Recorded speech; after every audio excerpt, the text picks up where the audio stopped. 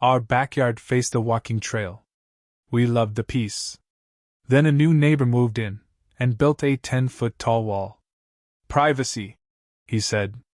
But then I noticed a hole cut into it, with a camera lens. I reported him. He denied everything. Then we started getting emails, footage of us in our own yard. "Keep smiling," one said. I traced the IP address. It came from his guest house. When the police searched it, they found an entire room wallpapered with screenshots of my family. We lived just outside Salem, Oregon.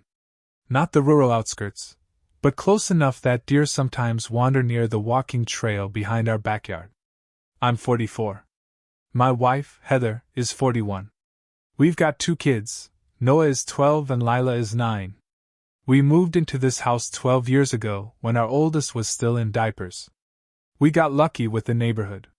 Most people around here are kind, keep to themselves but still wave when they walk by. It was calm. Safe. Normal. Our backyard opened right up to a public nature trail. At first, I wasn't sure if I'd like it. I thought the foot traffic might be annoying. But it turned out to be the opposite. The trail kept everything feeling open. There were trees and wildflowers. We even saw owls sometimes at night. It gave the yard a feeling of freedom. Like we weren't boxed in. It became our favorite part of the house. Then Brad moved in next door. That property had been empty for a while. The old couple who lived there passed away, and the bank sat on it for almost 2 years. Nobody touched it. Then one day, a moving truck showed up, and by the end of the week, a guy was living there. Brad looked military. Short hair, clean cut, always in cargo pants and heavy boots. Even when it was hot out. He had a certain way of moving, sharp and deliberate, like everything he did was calculated. He only introduced himself once. Knocked on our door, gave his name, said he was from Arizona, and added, "Just here to enjoy some quiet and keep to myself." Fine. We didn't need to be friends. Just decent neighbors. But within a week, construction started. Brad was building a wall. A massive wall. 10 feet high. Concrete. Not a wooden privacy fence. This thing looked like it belonged outside a prison or a bunker. It went right along our shared property line, all the way from the back corner of his yard to the front. I watched from my deck as the construction crew poured the foundation and started laying block. It blocked out the trees, the trail, the sky. Just a huge gray slab where there used to be green. I went over once, just to ask what was up. He barely looked at me and just said, "Privacy. I don't like being watched." I wanted to ask if he realized the rest of us had to look at that thing now, but I let it go. Not worth the argument. Heather hated it. "It makes the whole yard feel like a cage," she said. She was right. Still, we adjusted. Try not to let it get to us. Then about 2 weeks after it was finished, I noticed something strange. I was raking leaves in the backyard when I saw this dark spot near the top of the wall. I thought maybe it was a flaw in the concrete. I got a ladder from the garage and climbed up to get a closer look. It wasn't a flaw. It was a hole. A small, perfect circle. Maybe an inch wide. Like someone had drilled it clean through. I stuck a pencil in. Hit something hard. Glass. A lens. My stomach dropped. That night, I waited until it was dark. I took a flashlight and a makeup mirror from the bathroom. I climbed the ladder again and held the mirror so I could angle the flashlight beam into the hole. The light bounced back. There was something inside. Something reflecting. A camera. No doubt in my mind. I told Heather everything.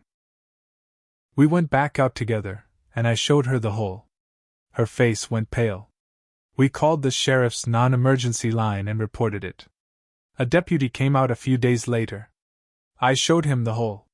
He climbed the ladder, looked inside, and agreed it looked like a lens. Then he walked next door to talk to Brad. Brad denied it immediately.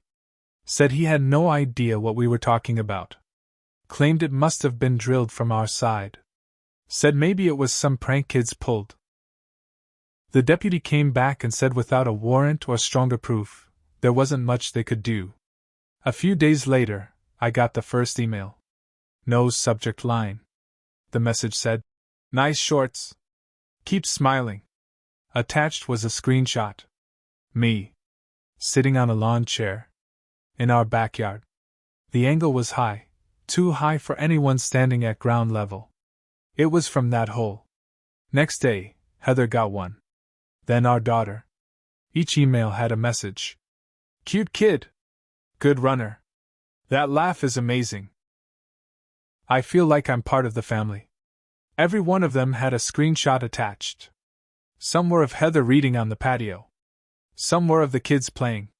One was of me and my wife kissing in the kitchen through the back window. That's when I knew this had been going on longer than we thought.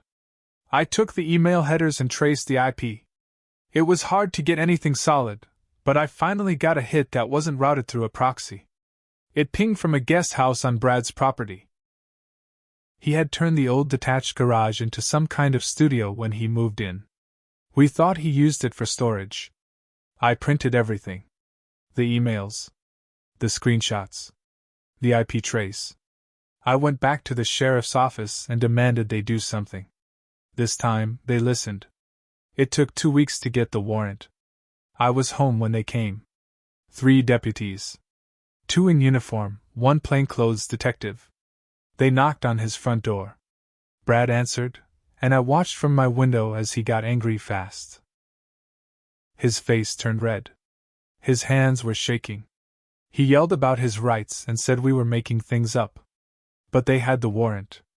They went in. The main house was clean. The guest house wasn't. There were 4 monitors mounted on the wall. Each showed a live feed from a different camera. One was from inside the wall, aimed directly at our backyard. Another was from a drone, probably flying near the trail. The third was from some kind of fake birdhouse facing our yard. The fourth was... we don't even know. It looked like it might have been inside our house. We still haven't found the source. On the walls, printed screenshots. Dozens of them. Some in color, some black and white. All of us. Doing normal things. My kids playing. Heather gardening. Me grilling. Even one of Heather crying after a miscarriage last year. That one broke me. They arrested Brad on the spot. He was charged with felony invasion of privacy, stalking, and unlawful surveillance. But he made bail. Of course he did. He's back in that house right now, waiting for his court date. My family doesn't feel safe anymore. But I've got a plan. One that he won't see coming. We put up cameras after Brad's arrest. Every angle of the yard. Every door and window. I paid for a professional install. Even added motion sensors and floodlights. My wife couldn't sleep without them. The kids were scared. Lila started sleeping with the lights on. Noah wouldn't go into the backyard at all. Every time the wind blew the trees a certain way, he flinched. My daughter asked me once, "Is the bad man watching us again?" That crushed me. Heather wanted to move. Said she didn't feel safe. I couldn't blame her. But I wasn't ready to run. Not yet. I started watching Brad. He kept to himself most days, but sometimes I'd see him standing at the edge of the wall, just staring. Not moving. Just watching our yard. Like nothing had changed. Like he wasn't the reason my kids were afraid to play outside. Then weird things started happening again. Small things at first. Our trash cans were tipped over. The motion sensor lights kept triggering at night, but no one was ever there when I checked. The cameras didn't catch anything. Then one morning, our back gate was wide open. We never leave it open. I checked the camera footage. At 3:42 a.m., the screen just went black for 2 minutes. Then it came back on. I rewound it frame by frame. A small blip of movement, like someone had put something over the lens. That same day, I found a note in our mailbox. No envelope. Just folded paper with big block letters. "You can't protect them." I brought it to the sheriff's office. They said it was concerning. But unless we caught him in the act, they still couldn't arrest him again. His trial date was 3 months out. So I decided to go deeper. I had a friend from college, Evan, who now worked in cybersecurity. He owed me a favor. I showed him everything. The camera footage, the IP traces, the emails. He agreed to help me set a trap. We created a decoy system. Dummy email accounts. Fake network names. I added a second Wi-Fi network to my house and gave it a name that looked like it belonged to one of our smart cameras. Evan set up alerts so if anyone tried to access it, we'd know. Within 48 hours, someone pinged it. Then they tried to access it. The signal came from the same guest house. But it didn't stop there. Evan ran a deeper scan and found that whoever it was had been trying to access our smart TV. He traced the packets. Some of them matched a weird script, some kind of malware built to mirror the TV's screen to a remote device. They had been watching us again. Not just through the backyard, but inside the house. Heather lost it. She wanted to take the kids and stay with her sister. I couldn't argue. I told her to go, just for a week or two. Just until I could figure out what to do. After they left, I stayed up every night watching. I wanted to catch him. But on the 4th night, around 2 a.m., the alarm on the side of the house went off.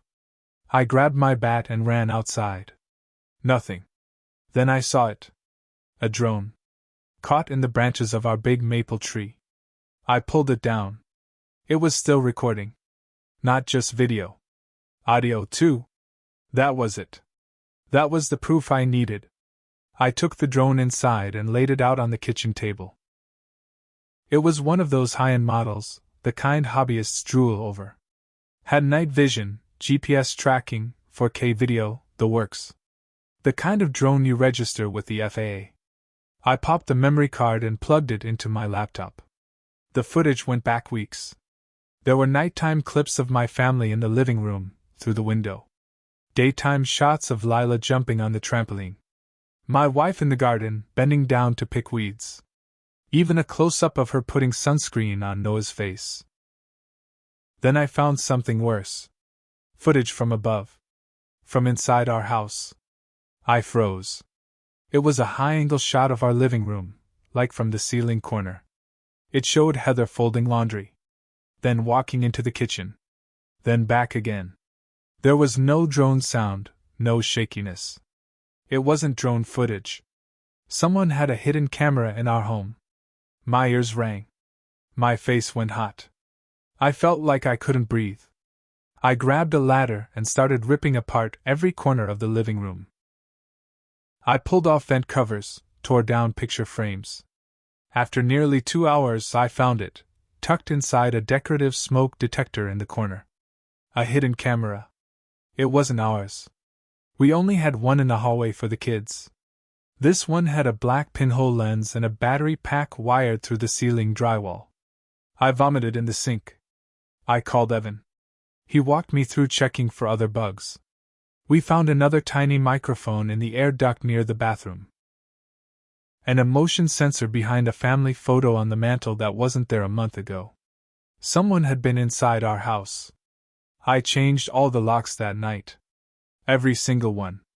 Deadbolts, smart lock, garage pad, everything. Then I called Heather. Told her to stay put at her sister's place until I could handle it. I packed up the drone and all the bugs into a box and drove straight to the sheriff's department. This time, I didn't ask. I demanded they rearrest him. Gave them the footage, the hidden camera, everything. They said they'd review the evidence.